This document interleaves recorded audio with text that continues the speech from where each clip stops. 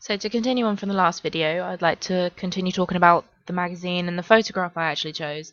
And the photograph is actually the most crucial part of the whole cover in any magazine that you choose, because it's going to be what the person looks at when they first want to pick it up.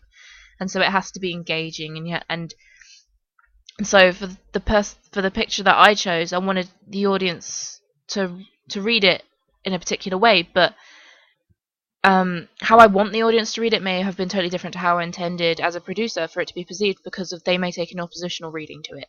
But according to the audience reactions I received, I think that they got the idea, and from the podcasts that are actually below in the post later, you can tell that they actually did understand what I was trying to represent.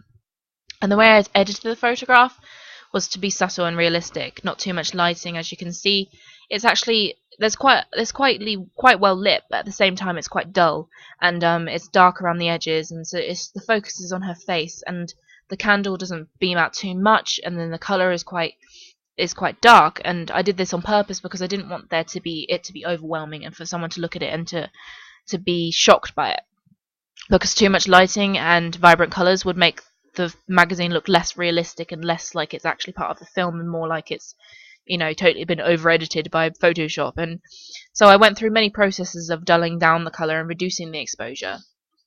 As you can see, so it started off, I actually began with this photo. Actually, this was my original idea, just from a photo that I took in before I actually started the whole process. And so I based it around this idea of sort of an innocence, like as if you don't really understand what's happening. It's black and white though, that's the only problem, and obviously it didn't really fit in what I was doing, and this is actually the character Liz, and so it wouldn't really have worked. But I actually brightened the eyes in here, and I wanted to use this idea because I thought that it would work and it would make her look more innocent because it's eye-catching. And so from then on I chose this image, and obviously you can see from this post, this is the image I started off with, and I went on to edit it into black and white, but I didn't feel that it worked, and so I went on to edit it like this. I actually made the image bigger and didn't think that works, and wanted to not make it sort of feel like the face overwhelmed it. And it actually had a black background at first, but I didn't feel that worked because it wasn't reminiscent of a magazine. It was as if it was a poster, and I didn't feel that was obviously what I wanted to do. And so I added a background of a forest, and then I continued to just add more writing to it, and obviously that finished the whole magazine feel.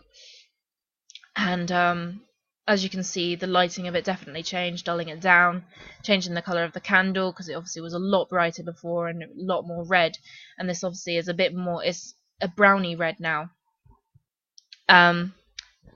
But the reason I chose the colours that I did was because the candle is reminiscent of witchcraft and calm, but according to what the colours of particular candles mean, which can be seen in the blog post for witchcraft I did in my actual blog, and the red actually represents blood, death, life, and energy, but the brown tint to it is associated with wealth and success.